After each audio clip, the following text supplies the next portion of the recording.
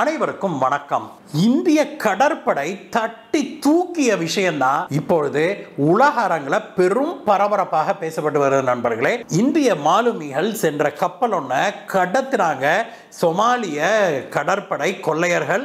அவர்களிடமிருந்து ஒரு சின்ன சேதாரம் கூட, ஒரு பொருள் சேதாரமோ உயிர் சேதாரமோ இல்லாம இந்திய கடற்படை ஜேம்ஸ் பாண்ட் பாணியில பயங்கர அதிரடியான ஒரு நடவடிக்கை எடுத்து அந்த கப்பலையும் அதிலிருந்து அனைத்து மாலுமிகளையும் சரக்கையும் பாதுகாப்பாக காப்பாற்றி இருக்கிறாங்க. இதற்கும் அது இந்தியாவுடைய கப்பல் கூட கிடையாது, அது வேறொரு நாட்டுடைய கப்பல். அந்த கப்பல்ல வேலை செய்த முக்காவாசி பேர் இந்தியர்கள் அப்படிங்கறதுதான் இதுல விஷயமே. இந்த கப்பல் கடத்தப்பட்ட செய்தி கேட்ட உடனே இந்திய கடற்படை பொங்கி எழுந்து பயங்கரமான ஒரு ஜேம்ஸ் பாண்ட் படத்துல வர்ற ஒரு ஆக்ஷனை போல இந்திய கடற்படை அப்படி பிளேன் என்ன, ஹெலிகாப்டர் என்ன, இங்க இருந்து கப்பல் என்ன, சைடுல சின்ன போட்ல போய் அதை சுற்றி வளைத்தது என்ன அப்படின்னு பயங்கரமான ஒரு ஹாலிவுட் ஜேம்ஸ் பாண்ட் ஆக்ஷன் படத்தை போல இந்திய கடற்படை நடவடிக்கை எடுத்தது. இதற்கு உலகம் முழுவதும் இருந்து பாராட்டுக்கள் குவிந்த வண்ணம் இருக்குது நண்பர்களே. இதுக்கு இடையில சீனா பயங்கரமா வயிறெறிஞ்சிருக்குது அப்படிங்கிற செய்தியும் வெளிவந்திருக்குது. இதை பற்றிய இந்திய கடற்படையுடைய இந்த சாகசத்தை பற்றிய செய்தி தான் இன்னைக்கு பார்க்கிறோம் நண்பர்களே. என்ன நடந்தது, எப்படி இந்திய கடற்படை போய் இவங்களை எல்லாம் காப்பாத்தினாங்க, அந்த கப்பலை காப்பாத்தினாங்க, இதை பற்றியெல்லாம் டீட்டெயிலாக பேசுவோம் நண்பர்களே. வாங்க.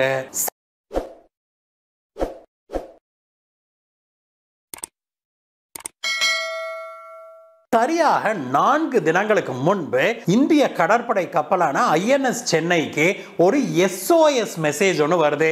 அதாவது ஆபத்தில் இருக்கிறோம், எங்களை காப்பாத்துங்க அப்படிங்கிற ஒரு செய்தி ஒன்று வருது.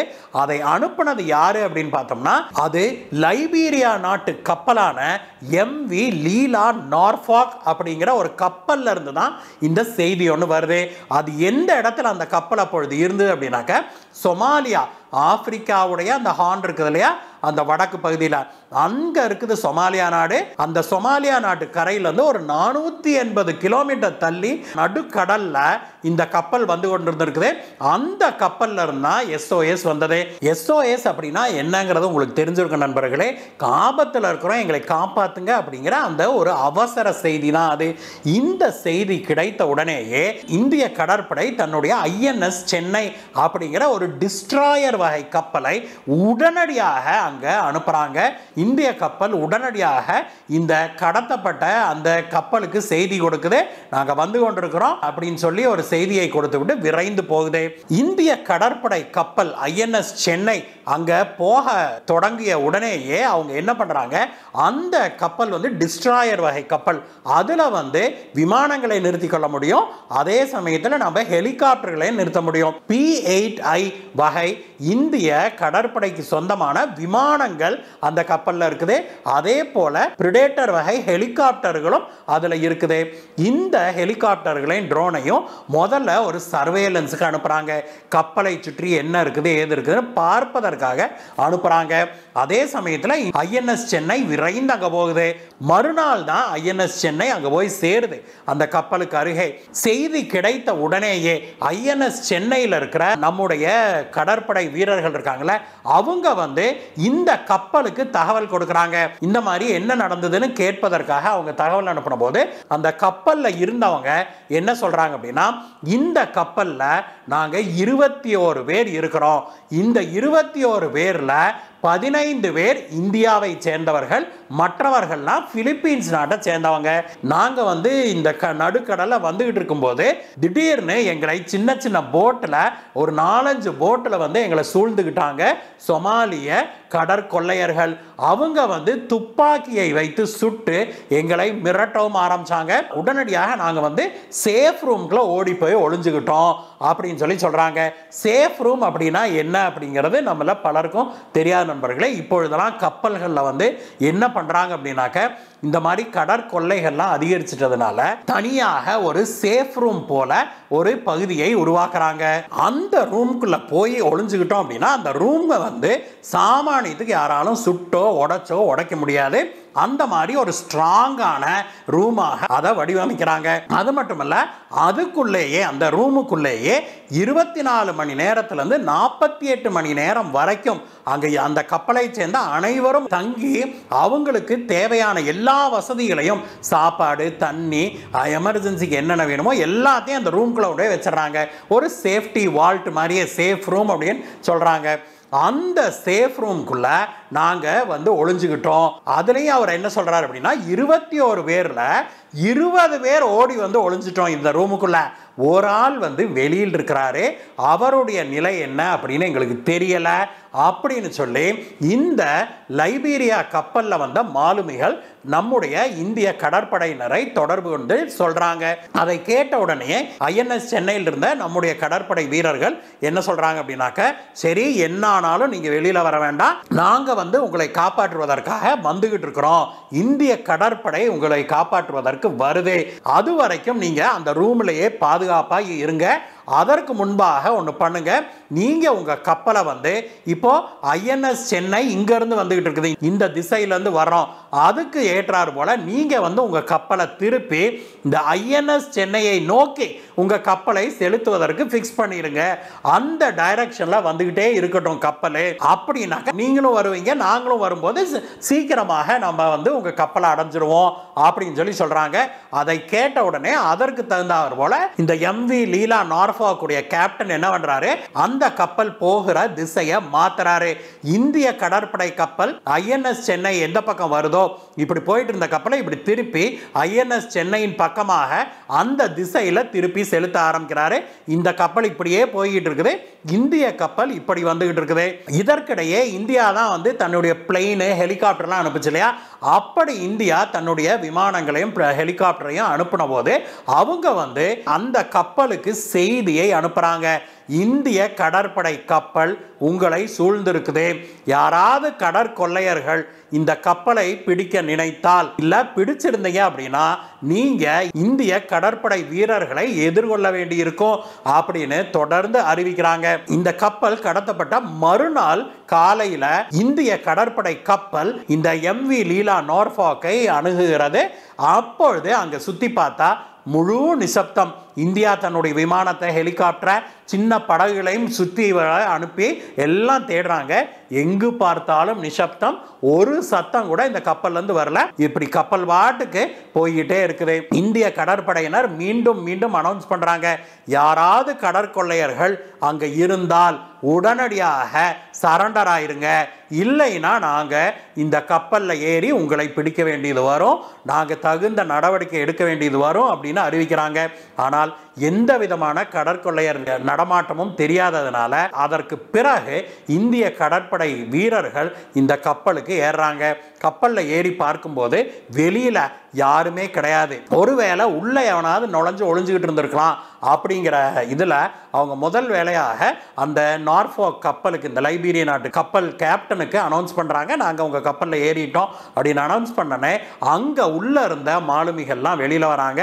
இதற்கிடையே இந்திய கடற்படை வீரர்கள் அந்த கப்பலுடைய மூளை முடுக்கெல்லாம் போய் தேடுறாங்க, எங்கேயாவது ஒருத்தன் 2 பேராவது ஒளிஞ்சுக்கிட்டு இருக்கிறானா இந்த சோமாலி கடற்படை கொள்ளையன் அப்படின்னு தேடுறாங்க. யாருமே அங்க இல்லை அப்படிங்கிற தெரிய வரவே அதற்கு பிறகு அந்த லைபீரிய நாட்டு கப்பலான எம்வி லீலா நார்ஃபாக் உடைய மாலுமிகள் அனைவரையும் அமர வைத்து, எல்லாம் சேஃபாக தான் இருக்கிறீங்களா, ரைட், உங்கள் கப்பலை எல்லாம் நாங்கள் சானிடைஸ் பண்ணிட்டோம் அப்படின்னா ஃபுல்லாக தேடி அங்கே உள்ள யாரும் இல்லை அப்படிங்கிறத நாங்கள் கன்ஃபார்ம் பண்ணிட்டோம், இனி நீங்கள் உங்கள் எந்த நாட்டுக்கு போகணுமோ அந்த நாட்டுக்கு நீங்கள் போகலாம், இனி நீங்கள் தைரியமாக பயணம் செய்யலாம், சிறிது தூரத்துக்கு நாங்களும் உங்களுக்கு துணையாக வருவோம் அப்படின்னு சொல்லி அறிவிக்கிறாங்க.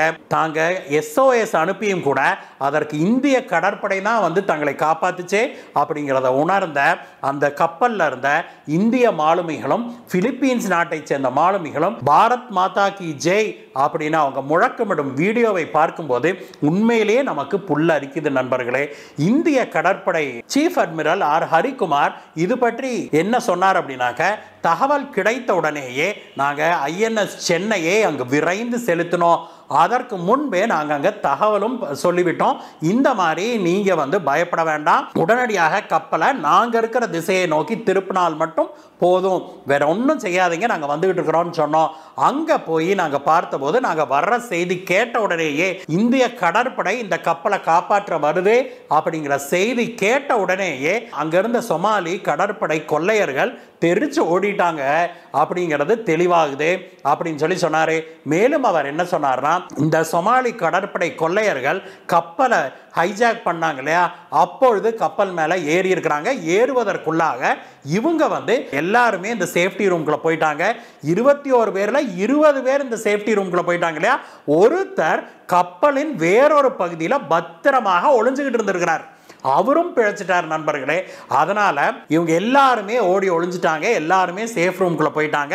சேஃப் ரூம்ல இருந்து வெளி உலகத்துக்கு தகவலும் கொடுக்க முடியும், கப்பலையும் கண்ட்ரோல் பண்ண முடியும். அப்படிங்கிறதுனால கப்பல் கொள்ளையர்கள் மேலே ஏறியும் கூட இந்த கப்பலை தங்களால் கைப்பற்ற இயலவில்லை அப்படிங்கிறத உணர்ந்திருக்கிறாங்க. அதற்கு பிறகும் எப்படியாவது இவங்களை மிரட்டி இப்போ யாரும் காப்பாற்றுறதுக்கு வரல அப்படின்னாக்க அவங்களுக்கு என்ன, உள்ள சிக்கி இருக்கிறவங்களுக்கு 24 மணி நேரத்துலேருந்து ஒரு 48 மணி நேரம் 1 or 2 டேஸுக்கு தான் வந்து உள்ளுக்குள்ள சாப்பாடு தண்ணி எல்லாம் இருக்கும் இல்லையா. அதற்கு பிறகு வெளியில வந்தானே ஆகணும். அதற்கு பிறகு இவனுங்களெல்லாம் பிடிச்சிடலாம், கப்பலை கொள்ளையடிச்சிடலாம் அப்படின்னு இவங்க வெயிட் பண்ணி இருந்திருக்கிறாங்க. இதற்கிடையே இந்திய கடற்படை வந்து இதில் தலையிடுறாங்க. இந்திய கடற்படை இந்த கப்பலை காப்பாற்ற வர்றாங்க அப்படிங்கிற செய்தி கேட்ட உடனே சொமாலி கடற்படை கொள்ளையர்கள் தெரிச்சு ஓடிட்டாங்க அப்படின்னு சொல்லி இவர் சொன்னார். அதோட நிற்கவில்லை, இந்த கப்பலை காப்பாற்றியதோடு நிற்கவில்லை இந்திய கடற்படை. இப்பொழுது அந்த பகுதியில் எந்தெந்த கப்பல்லாம் இருக்குதோ அந்த கப்பல்ல இருந்து தான் இந்த சொமாலிய கடற்படை கொள்ளையர்கள் வந்தார்களா அப்படின்னு அந்த பகுதியில் இருக்கிற கப்பல்களை எல்லாம் இந்திய கடற்படை கப்பல் INS சென்னை கண்காணித்து வருது அப்படின்னு சொல்லி நம்மளுடைய இந்திய கடற்படையுடைய சீஃப் அட்மிரல் ஹரிகுமார் அவர்கள் சொல்லியிருக்கிறார். நண்பர்களே, இதுல என்ன பிரமாதம் அப்படின்னாக்க, ஒன்று இந்திய கடற்படை தலையிடுதே, உஷாராக இருக்கிறோம். நாம எந்த நாட்டு கப்பலாக இருந்தாலும் அதை காப்பாற்றுவதற்கு இந்திய கடற்படை உடனடியாக பிரச்சனைன்னு வந்தால் உடனடியாக களமிறங்கும் அப்படின்னு உலக நாடுகளுக்கு இந்தியா ஒரு அருமையான செய்தியை சொல்லியிருக்குது. அது மட்டுமல்ல, இந்திய கடற்படை எவ்வளவு திறமையாக எவ்வளவு விரைவாக செயல்பட்டு இந்த கப்பலை காப்பாற்றியிருக்கிறாங்க அப்படின்னு பார்க்கும்போது, அதே பகுதியில் நிறுத்தப்பட்டிருக்கிற அமெரிக்கா, இங்கிலாந்து, சீன கப்பல்கள் கூட செய்ய முடியாத ஒரு விஷயத்தை மிக எளிதாக இந்திய கடற்படை செய்திருப்பது உண்மையிலேயே மிகப்பெரிய விஷயம் அப்படின்னு உலக பாதுகாப்பு வல்லுநர்கள் பலரும் இந்தியாவை பாராட்டி வர்றாங்க. இந்தியா இந்த சமயத்தில் அங்கே ஒரு கப்பல் இல்லை நண்பர்களே, INS சென்னையை போல INS கொல்கத்தா, INS கொச்சி அப்படின்னு கிட்டத்தட்ட 5 கப்பல்களை நாம் அந்த பகுதியில் நிறுத்தி இருக்கிறோம். அப்படின்னா பார்த்துக்கோங்களேன், உலகத்தில் எந்த மூலையில் இருக்கிற ஒரு இந்தியனுக்கு ஒரு சின்ன பிரச்சனை அப்படின்னா கூட இன்றைக்கு இருக்கிற பாரத பிரதமர் திரு நரேந்திர மோடி அவர்கள் தலைமையிலான இந்த அரசாங்கம் உடனடியாக செயல்பட்டு அவர்களை காப்பாற்ற வேண்டிய நடவடிக்கைகளை உடனடியாக எடுப்பாங்க அப்படிங்கிறதுக்கு இதுவும் ஒரு மிகப்பெரிய எடுத்துக்காட்டு. இது வந்து பழைய காங்கிரஸ் தலைமையிலான வளவளா கொலகலா பயந்தாங்கொல்லி பாரதம் அல்ல, இது ஒரு புதிய பாரதம் அப்படிங்கிறத இன்றைக்கு உலகம் உணருது. இதைத்தான் பல வெளிநாட்டு பாதுகாப்பு வல்லுநர்களும் இன்றைக்கு மீண்டும் மீண்டும் வலியுறுத்திட்டு இருக்கிறாங்க.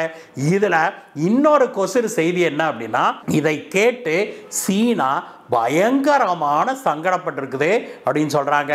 ஒன்று, இதுவரைக்கும் தான் வந்து தன்னுடைய கப்பல்களை அங்கே நிறுத்தியிருந்தாலுமே கூட தன்னுடைய கடற்படை இப்படியெல்லாம் எதுவும் சாகசம் செய்யலையே, செய்ய முடியலையே அப்படின்னு ஒரு வருத்தம். இன்னொரு பக்கம் இது எல்லாமே இந்தியாவுக்கு மேலும் மேலும் பலம் சேர்க்குது, மேலும் மேலும் ஒரு செல்வாக்கை கூட்டுது. இன்றைக்கு லைபீரிய கப்பலை இந்தியா காப்பாற்றி இருக்குது, நாளைக்கு எந்த நாட்டு கப்பலை இந்தியா காப்பாற்றுமோ, இப்படி இந்தியாவுக்கு நாம் என்னதான் என்னதான் பண்ணினாலும் எவ்வளவுதான் நம்ம பிரச்சனை பண்ணாலும் இந்தியாவுக்கு மட்டும் செல்வாக்கு கிடுகிடுகிடுன்னு உயர்ந்துகிட்டே போகுதே. பாரத பிரதமர் திரு மோடி அவர்களுக்கு மட்டும் செல்வாக்கு மக்கள் மத்தியில் கிடுகிடுகிடுன்னு உயர்ந்துகிட்டே போகுதே அப்படின்னு சீனா பயங்கரமான ஒரு வைத்தறிச்சல் இருப்பதாக அதனுடைய ஊடகங்கள் எழுதுகிற செய்திகளை படித்தாலே நமக்கு புரியுது நண்பர்களே. எது எப்படினாலும் நண்பர்களே, இந்திய கடற்படையுடைய இந்த ஆக்ஷனை பற்றி இந்த ஜேம்ஸ் பாண்ட் படத்தில் வர்ற மாதிரி இந்திய கடற்படை INS சென்னை எடுத்த இந்த நடவடிக்கையை பற்றி உங்களுடைய கருத்து என்ன? இதை பற்றிய உங்களுடைய கருத்தை சொல்லுங்கள் நண்பர்களே. மீண்டும் உங்களை வேற ஒரு வீடியோ சந்திக்கிறேன் கைஸ். Bye bye.